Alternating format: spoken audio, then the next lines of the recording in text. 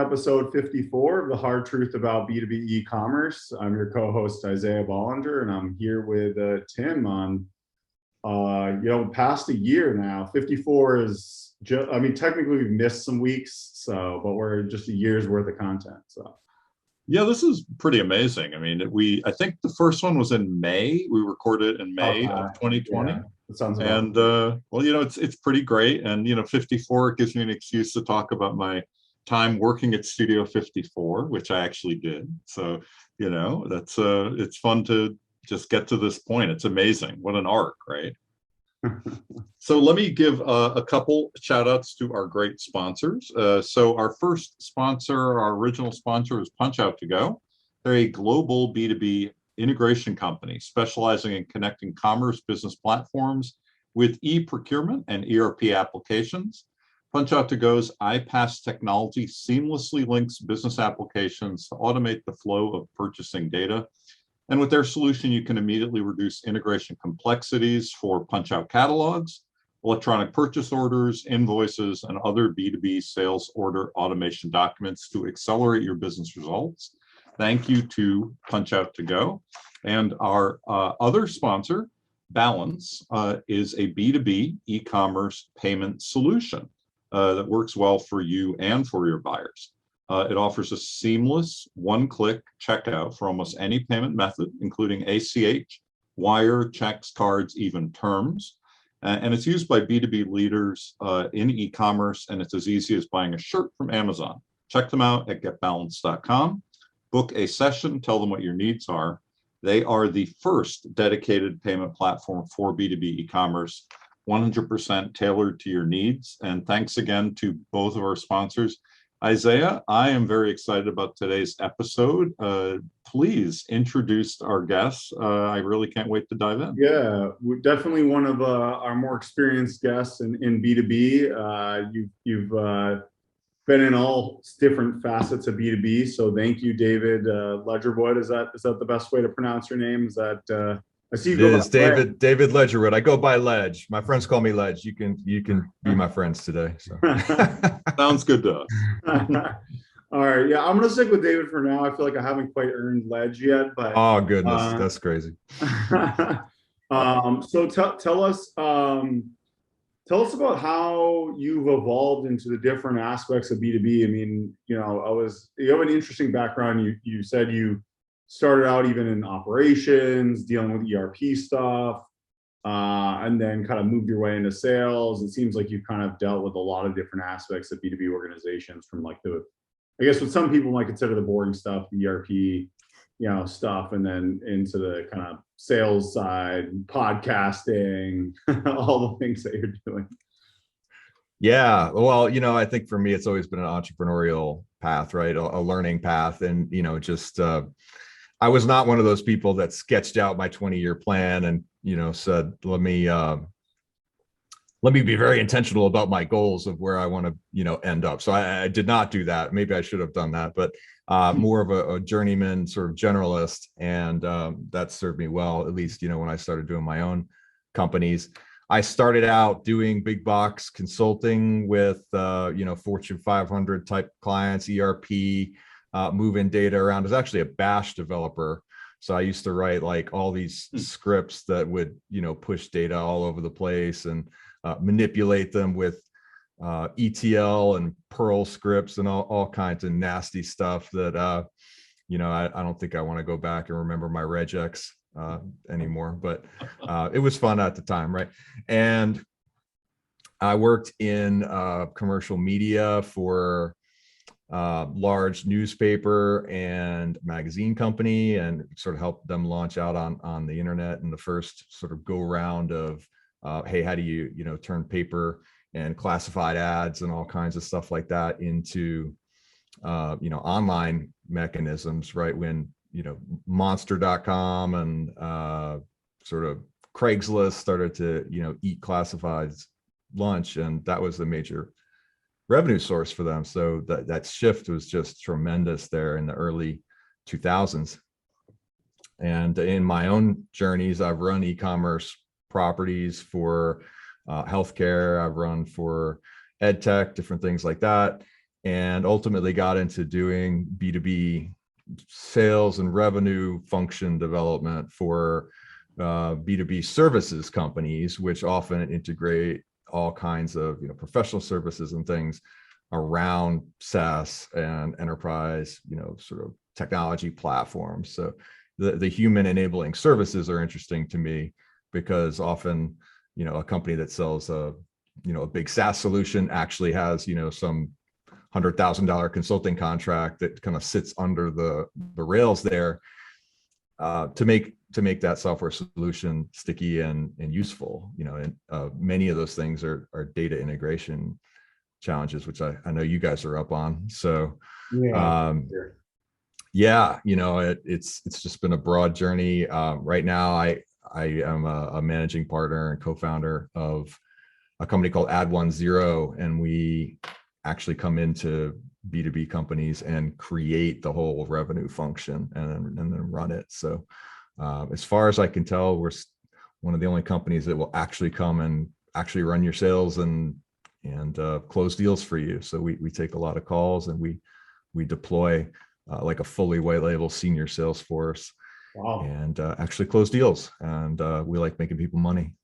That is unusual. I mean, I've been in pieces of that space over the years, but actually putting a whole full white label force in is pretty remarkable. People said it was crazy. It's a little crazy. It's a lot of work. But yeah, I just, having sat in the role of having to build out sales for early stage companies, there wasn't a good solution for that. It's very expensive to build out and potentially get wrong in those hires. And I was just like, why can't we do this? You can hire a sort of a fractional CMO, you can hire a fractional CFO. And I just wanted to know why you couldn't do a fractional revenue organization with all the CRO. sales folks. Fractional CRO kind of. Yeah. And so CRO plus like actually do the work. I was having done enough consulting and coaching and, getting paid for running my mouth. I just thought, no, really, like if we get paid, I want to make people money, like close deals. Like the revenue is the lifeblood of everything.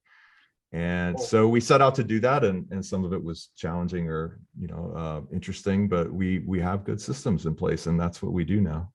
So do you have a network of let's say subject matter experts, for lack of a better term, depending on the type of business that you work with, or do you go out and find them as needed when you get new clients?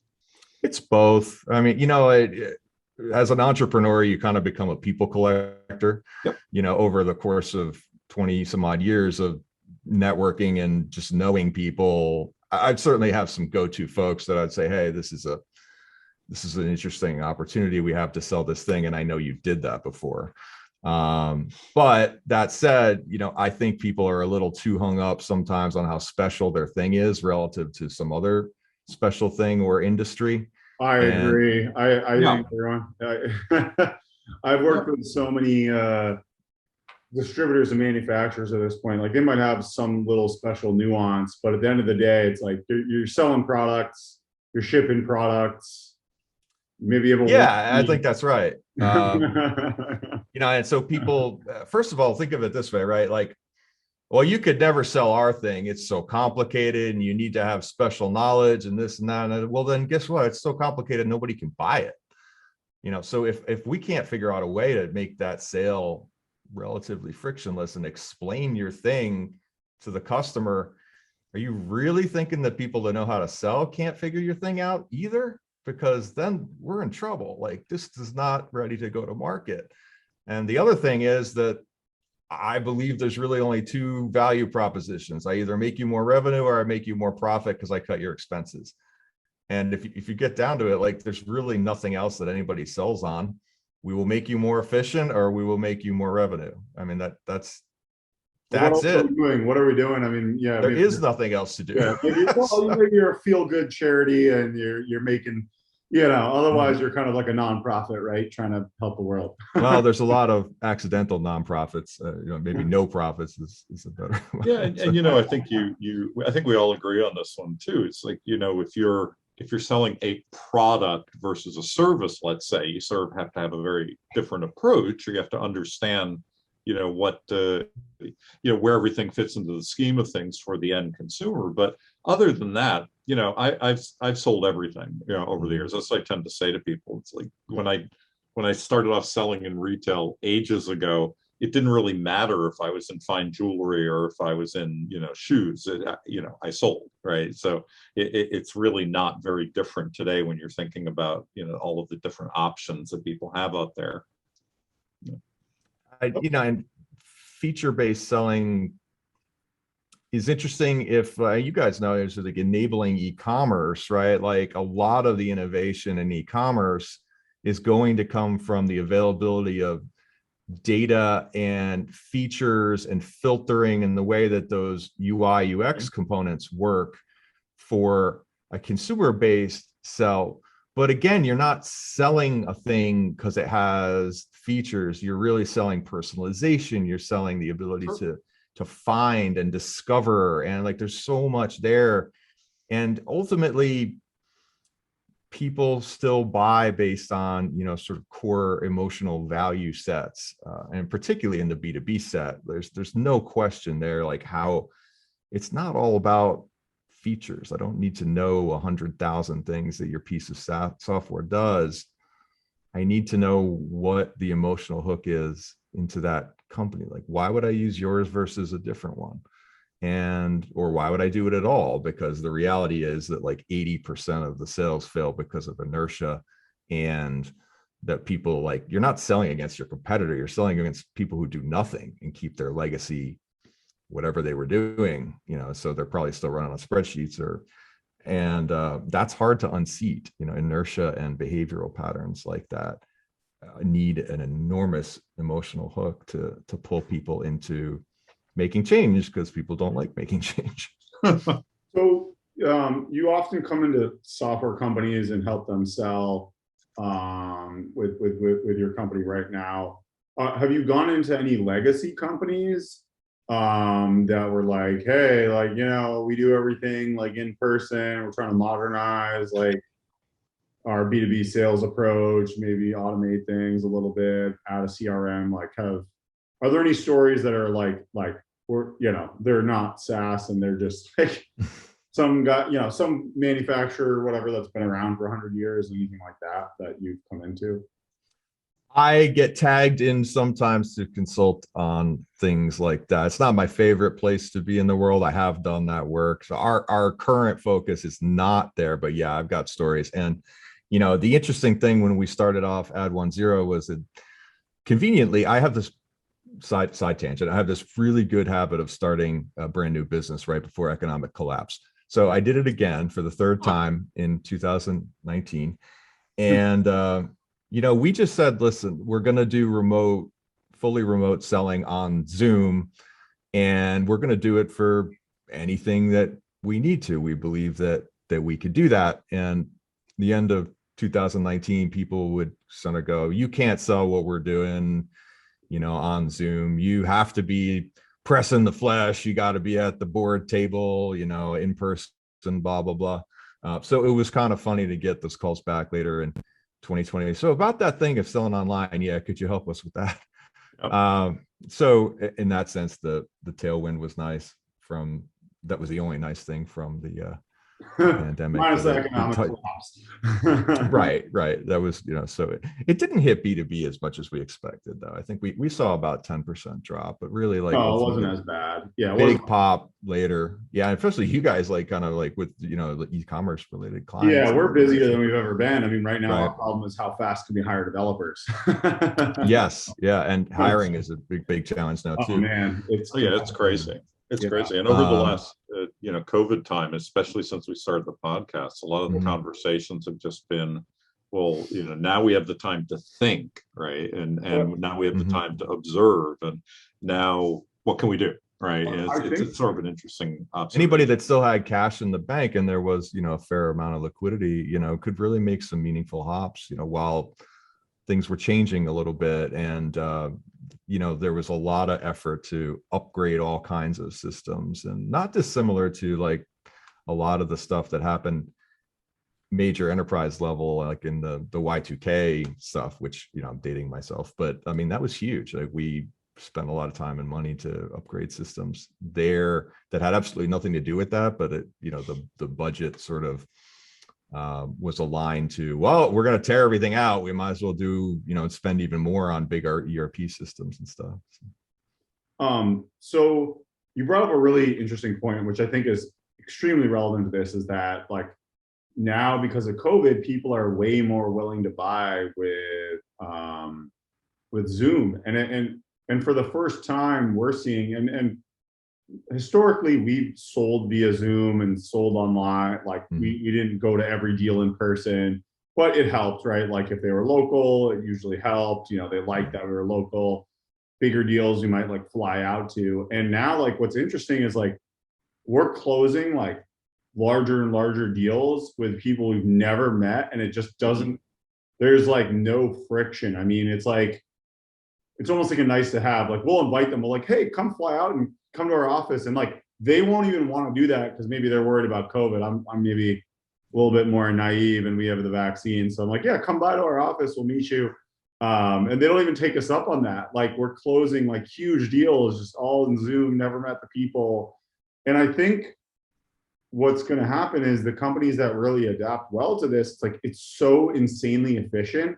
Like sometimes I always think, I'm like, I feel like I'm not as busy as I should be, and I'm starting to think that part of that is because a lot of my time used to be in-person events. You know, you go drive to a meeting, if it was an hour away, like I could lose half a day just in like one meeting, maybe even more with traffic.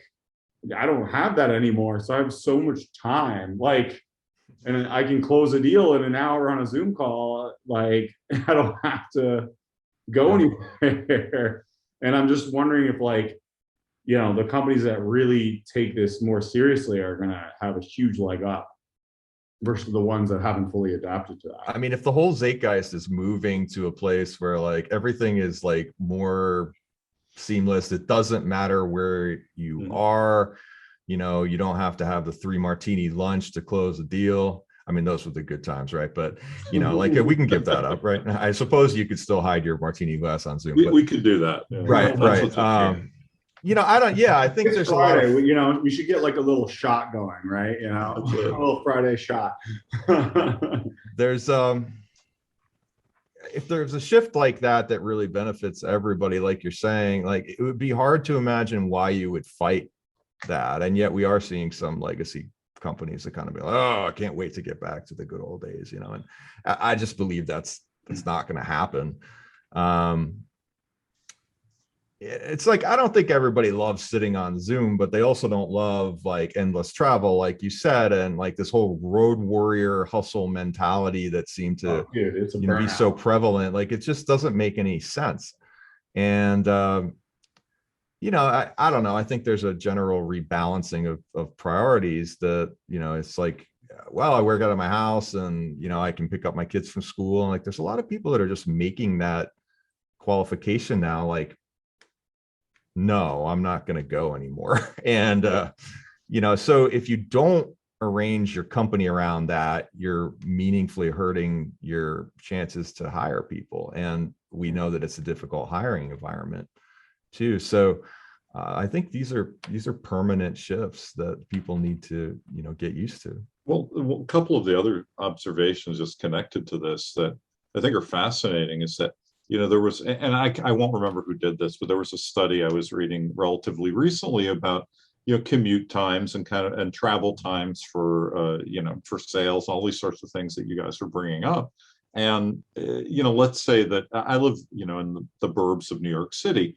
For 9 years, I commuted daily into New York City, which is, you know, a 3-hour-a-day ordeal, right? It was trains and driving back and forth on the trains and whatever. And so, you know, that's 3 hours a day, 15 hours a week, and add that, you know, for the year and add that to 9 years. Plus sleeping, you gotta sleep. Plus sleeping, you know, whatever. But that 15, oh yeah. But what's interesting is that the study basically said that, you know, people who stopped doing that still got up generally at the same times. It's not like they decide to stay in bed an extra hour and a half or 2 hours or whatever. And they're like, well, wait, do I start a new business? You know, do I improve my business? Do I spend it a balance between my business and my family that I never had the ability to do before? Do I start a new charity, right? And it really is an astounding thing. So it's been great for most people. I mean, for some folks, of course, it hasn't, and for a lot of reasons. But for some folks, it's been amazing. It's given us opportunity to start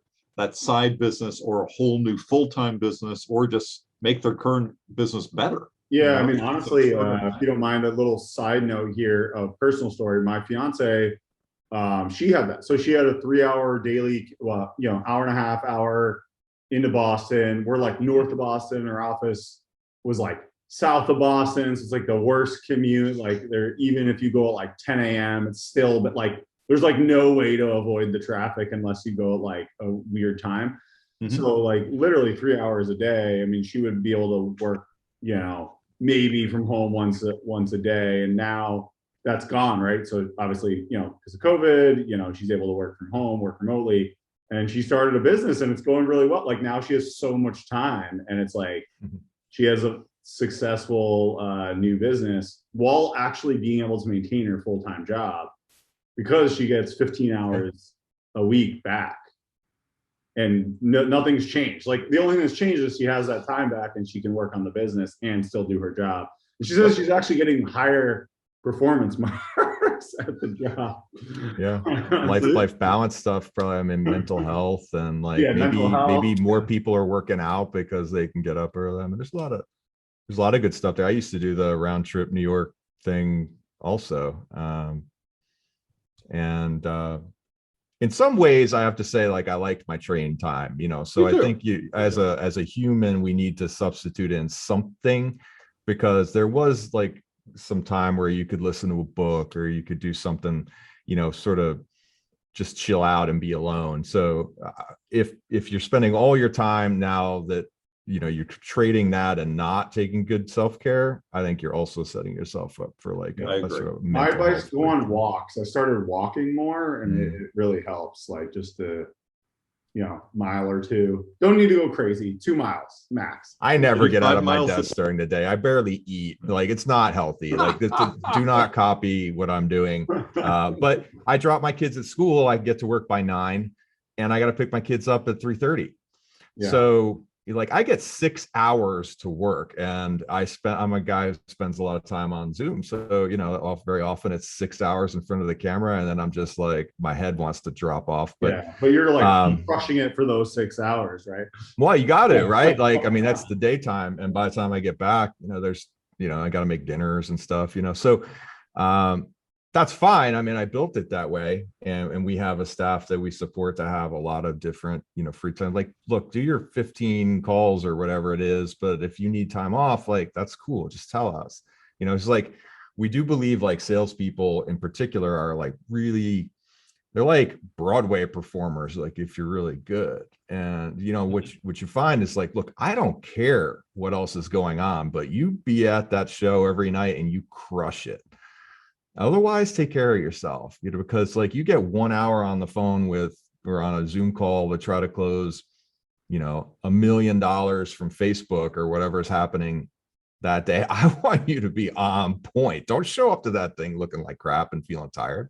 Yeah. So, I just think like that's hours. Yeah. It's the idea that you ought to be doing something 40 hours a week just because it's, stuck in historical patterns doesn't really make sense. I want you to be like 200% when you're actually doing the thing that matters. And then if you need to chill out, like, go chill out. It's fine. So, well, even as like professional athletes or performers, like they're a couple hours, they make $1 million, Yeah, but you better be good. Yeah.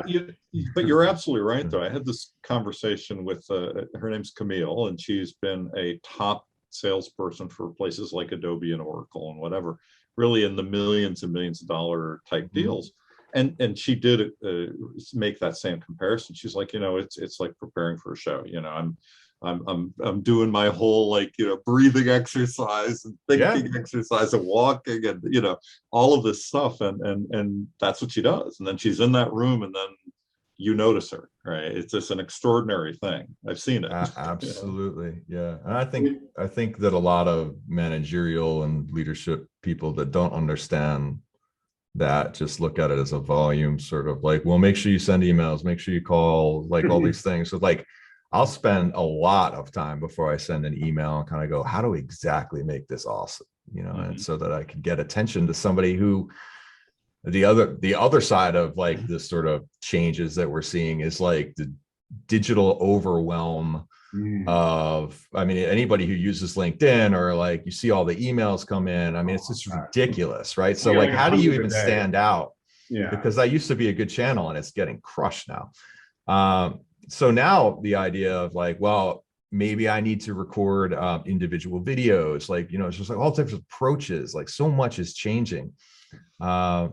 None of those things are as efficient maybe as they used to be, but like you're trying to go for like high effectiveness. That's also incidentally why I like selling large ticket items, because it's much harder when you sell small ticket items, because you can't spend that time. You just turn and burn the calls and do demos. So let's get back to the key topic here, right? B2B e-commerce. I mean, I think that you brought up, there's two things I want to touch on. One, you said, why can't we sell on Zoom, right? 2019, and now it's like we're here, and everyone's like, well, you were probably right. Maybe a year early, pandemic accelerated that. And it's the same thing with e-commerce. Why can't you sell it online? Like B2B companies, especially, companies that weren't historically developed in the last 5-10 years, if they have a legacy, component to them, which is a lot of B2B companies, especially in distribution and manufacturing. It's like, oh, we can't sell online, or that product is too complex. Like what you said, it's too complex. Like that's my favorite one. I mean, I still fight with some customers that we have where half their products are request a quote and half you can buy online, and they're like, oh, like they create these gates. And like, to your point, it's like, and they, in their mind, these are expensive products, but like, it's not, this isn't 2005 anymore. Like they might be 1,000, even 5,000. People will spend 5,000, 20,000 online. Like people buy Tesla online, right? Like it's, I just think that these gatekeeping things, like I understand the gatekeeping for $1 million deal or even a 6-figure deal, but I think people will spend 20 grand on an online cart. Like that's not crazy. People will spend more than that. I just want to make that point before we get to hear from David. I mean, let's take some baby steps. I'm just talking about the baby steps of these companies where you ask them, and I talk to them all the time, a lot of them, their average order value is $1,000, right? Okay, why isn't that online? $1,000 is not like that crazy, right? It's my bi-weekly Costco bill. Yeah, so it's like your average order is $1,000. That means the delta, like a $20,000 order, is probably very large. So almost all the orders are going to be 20,000 or less. And this is many manufacturers and distributors, and yet barely any of these orders are online. Like think about that.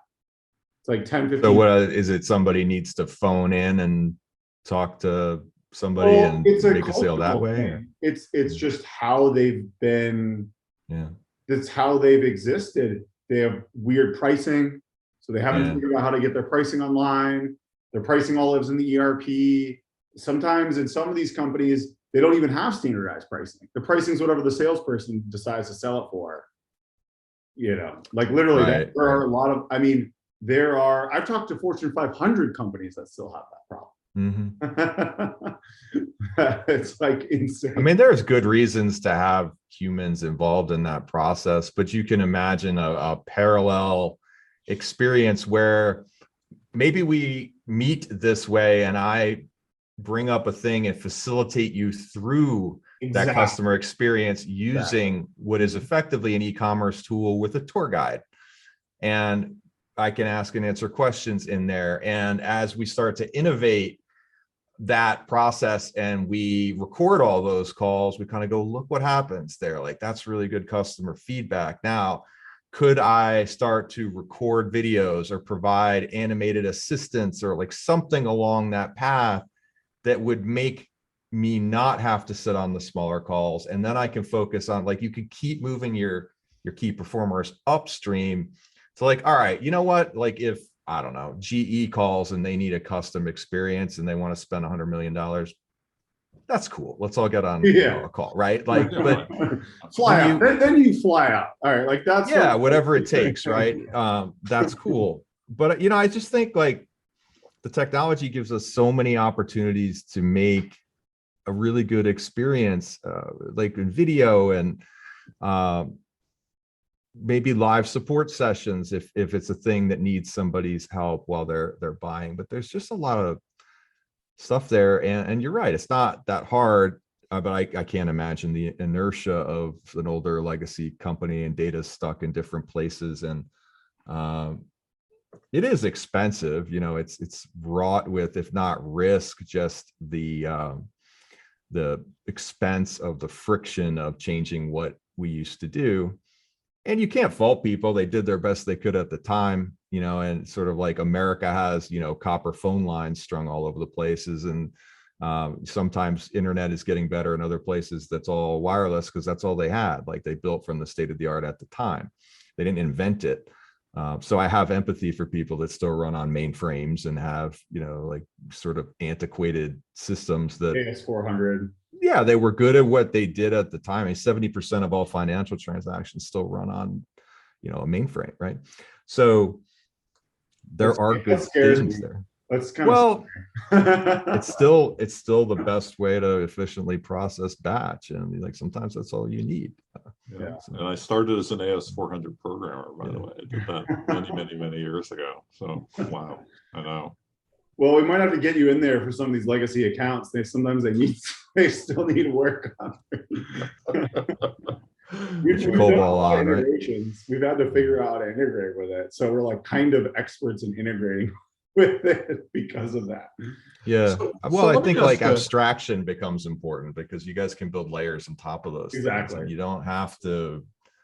It's really about translation and middleware. We has different names all through the last, decades, but that's really what's happening here. And as long as like, it doesn't need to have an API interface if you can stick one on top of it, and maybe you don't have to tear it out as long as it's reliable. Like some of these are bedrock systems. They're never going to go away. So go ahead, Isaiah. It's just kind of like a comment on top of what you said. So I think that the experience needs to be reinvented, and even for SaaS companies, I think. And I'll give you an example of one that I think does really well, which is Atlassian.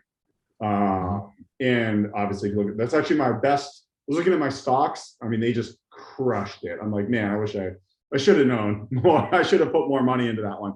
Luckily, I didn't.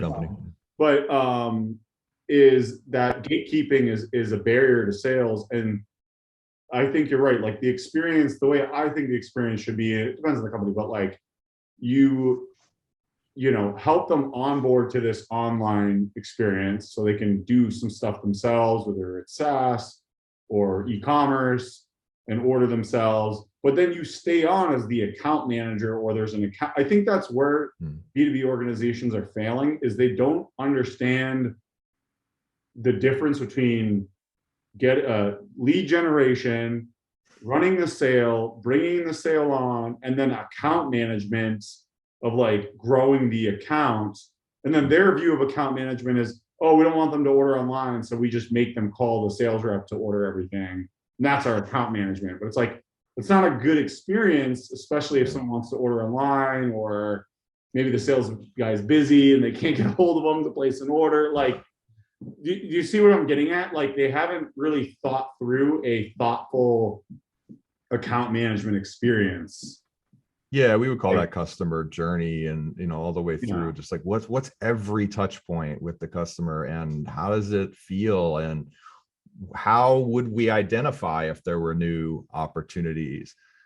So the software can try to tell us things like that. Maybe anybody who works with them could help to look at their business and provide additional value. But a lot gets left on the table with this sort of idea. Like you can just picture it in your head, like Tony, the sales rep, is getting the phone call, that pushes through from the sort of Dunder Mifflin, inbound thing, and you just kind of like, hold on a second, like like people are innovating around this, and let's just take a step back and think, like, what would you build if you could start now and see if you can spin that up on top of it.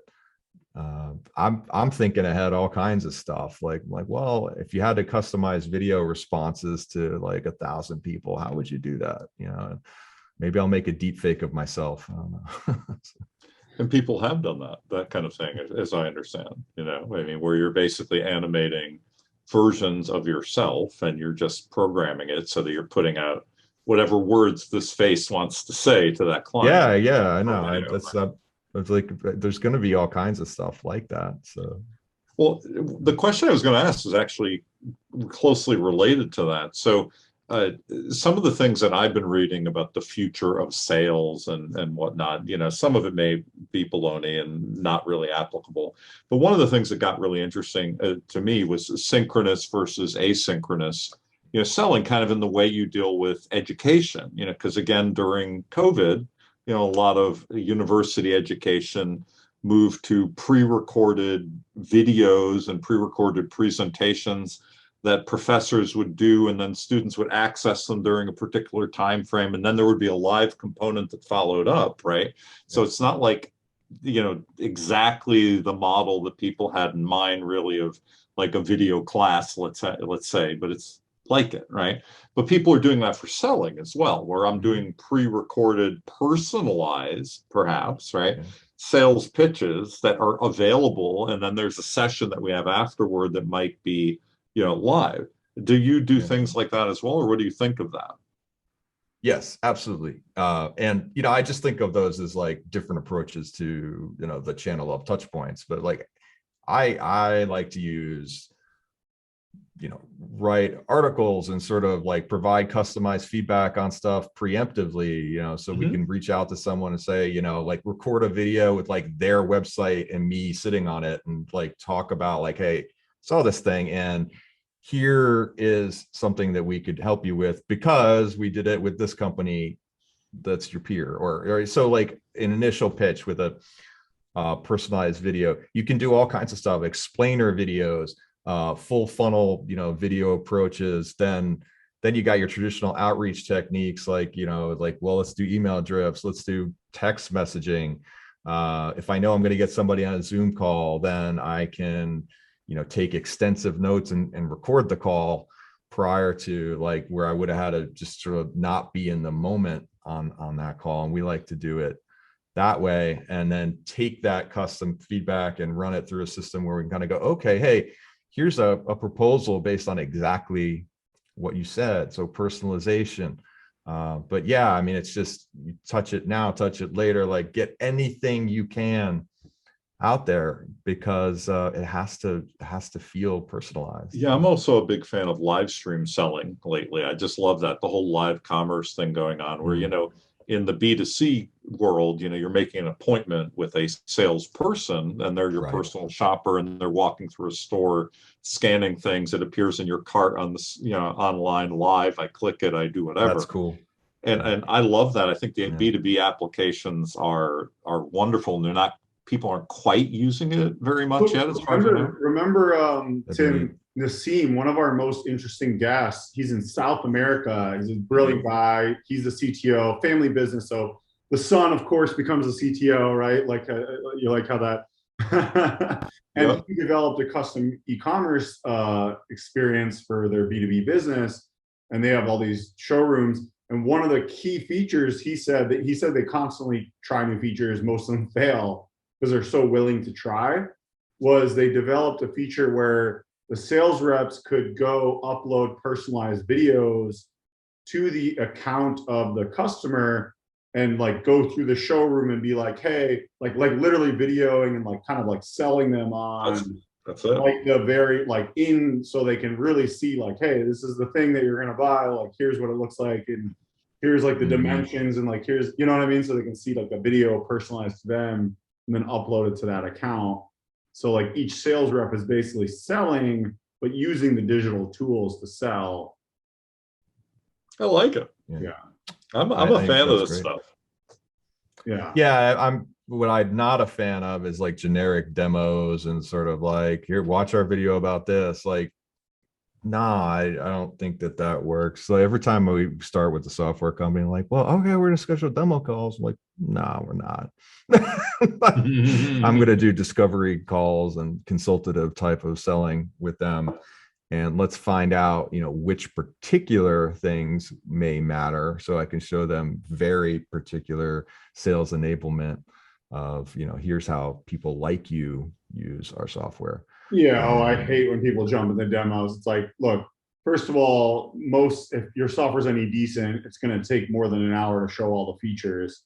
So I don't need to see all the features. I want to see what it's going to do for me. And yeah, right. Like, and I mean, just yes, ultimately they should want to see the thing.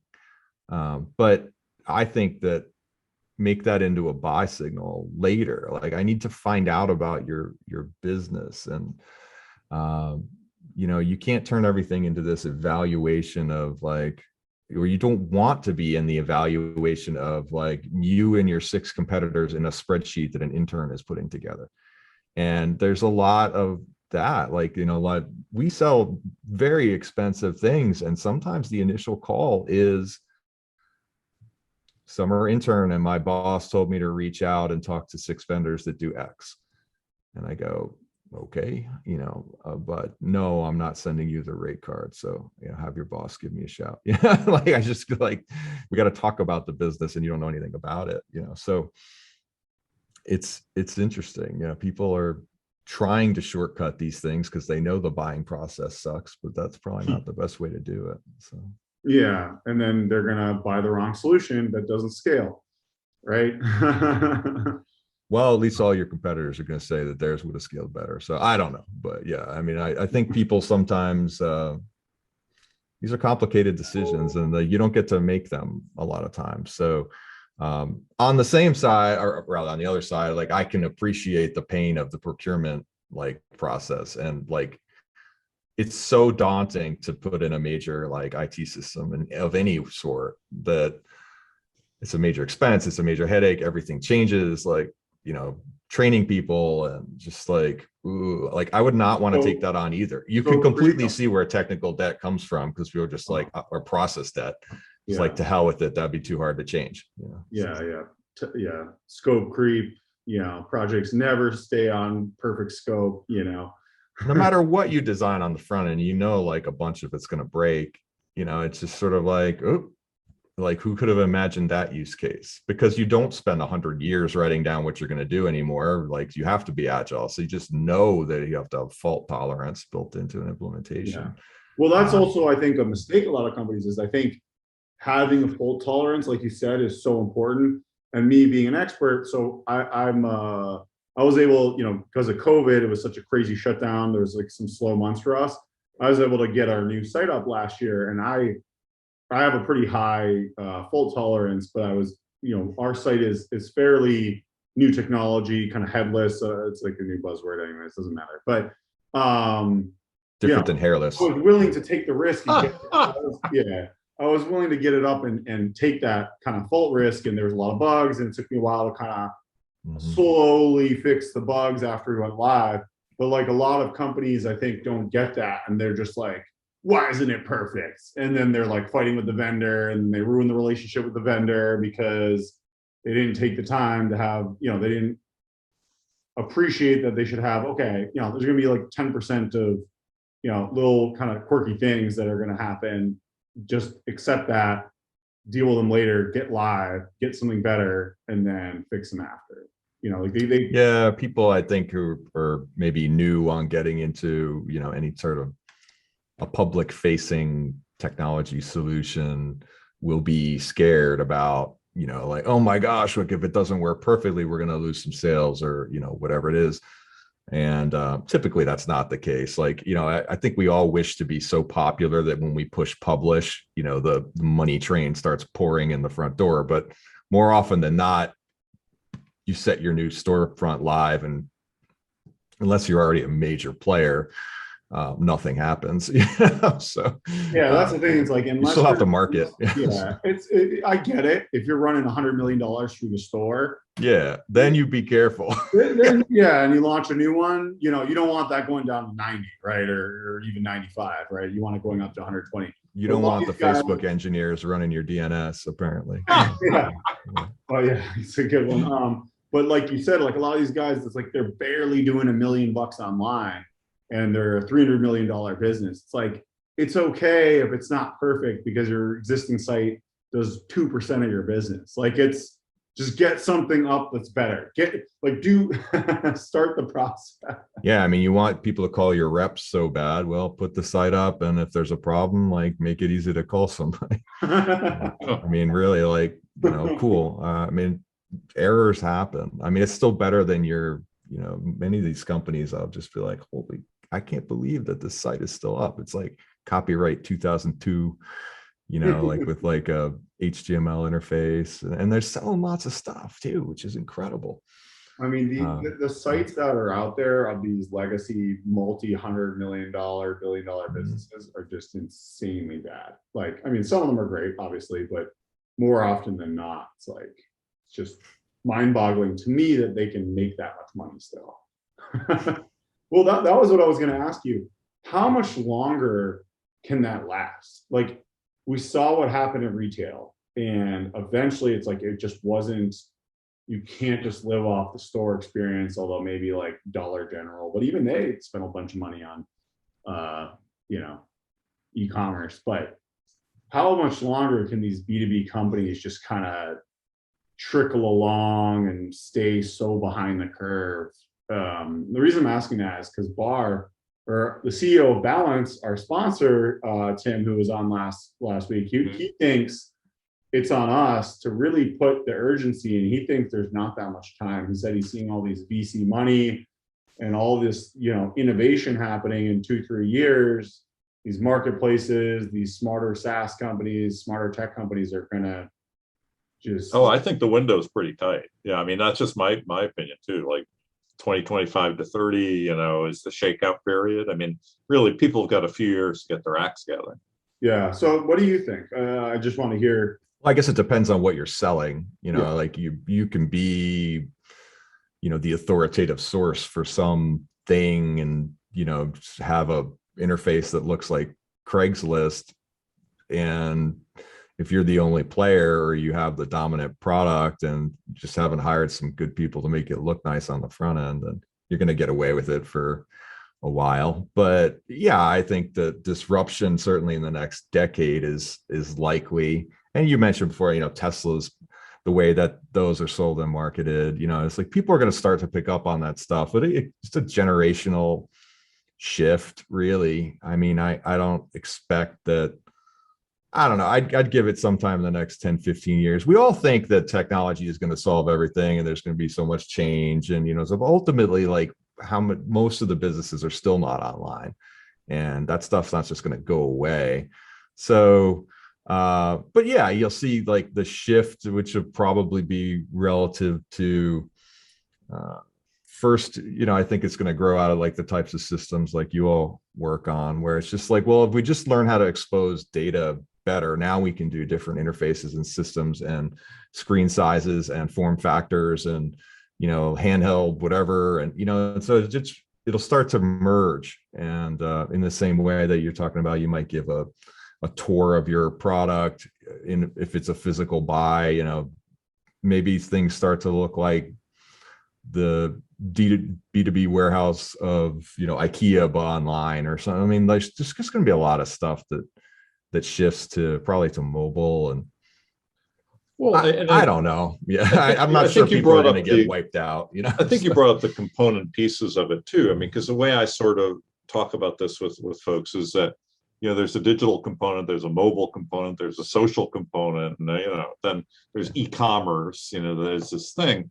But if you're not like a fully digital B2B concern, in the next 5 to 10 years, that's a whole other issue than just having great B2B e-commerce, meaning that you're not really communicating even internally or understanding your products as well as you could, or where they are, or how they're sourced, or how to get them from point A. You know what I mean? Like there's a certain digitization step. Some people combine it with the e-commerce step, but others don't. It's just yeah. We ought not to confuse the interface to the customer necessarily as like, are we a data-driven, sort of IT-enabled, technology-enabled organization? And I think that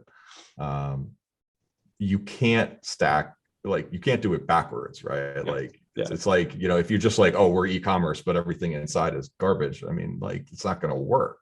And how do I facilitate orders when now my workforce is at home, and security issues, and also like there's a lot of stuff that's going to have to shake out there. And maybe it's, like you said, it's an opportunity for people to enter the marketplace to do it new and be disruptive. So it's a great entrepreneurial time to do that. And people, who have some money and have some time more than anything may enter as either a point solution on the B2B side, or maybe an offering that, that someone can consume their labor and they're an excellent consultant, and so they can change the path on different things. And I think that's what ends up happening, is the human thought processes get jammed together in new and interesting ways. And some people are going to make money and some people are not going to make money. And I mean, you also see like all that, you talk about all that VC money. Well, like if every micro point solution for something in B2B raises $100 million and they're all going down the highway, it's also like there's obvious consolidation that needs to happen there, which is exactly what you see like for like an ERP or like Salesforce or something like that. No business can implement 80, 90, 100, 300 point solutions that each do their tiny little thing really well, and then somehow are supposed to communicate that data across the enterprise. Like it doesn't work that way. So you'll probably see consolidation, necessary consolidation. It's impossible.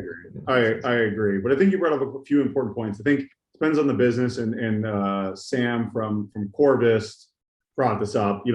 If you're a manufacturer and you're the expert on, widget 1, 2, Y, Z niche, you can kind of survive without, you could probably not even have a website, because like people just kind of have to go to you for this, crazy, it's not obviously not a good idea to do that, but I'm just saying like you can survive with that specific niche that's hard to copy. But I think for the people that have a more like a product that Amazon can just, take and what's it called? Amazon, Basics. Amazon Basics. If your product can just be turned into an Amazon Basics, or someone can copy it fairly easily, and maybe it's not as good, but it's close enough. And then, or you're not creating the product and other people can sell it. Like that's where I think you're really vulnerable to this shift of B2B e-commerce. Sure. Yeah, I think that's right. So David, we should give you the last word. I know we have to wrap up shortly. I guess we all are moving along. So what else would you like to tell our listeners today? Well, my wife would say I always want the last word. So I try to do better than that. But if anything I'm saying resonates and you want to talk about, sort of business development and revenue function development and sales, and it's really growing, it's going to 10x the company. I like working with service companies that are sort of in the 500 grand to million type of range, and we want to grow you up to a $5 to $10 million company by just implementing really good systems and execution. And I love talking about this stuff. David Ledgerwood on LinkedIn, all kinds of videos, and my interviews. I interview B2B leaders, executives, and founders on Leaders of B2B podcast. Check that out. And our website is Add1Zero.co, ADD1Zero. Excellent. Yeah, thank you guys for having me. I really appreciate it. Yeah, no, thank you so much. I think you could help a lot of salespeople and organizations out there. So I hope they reach out to you. Thanks, guys. All right. Thank you.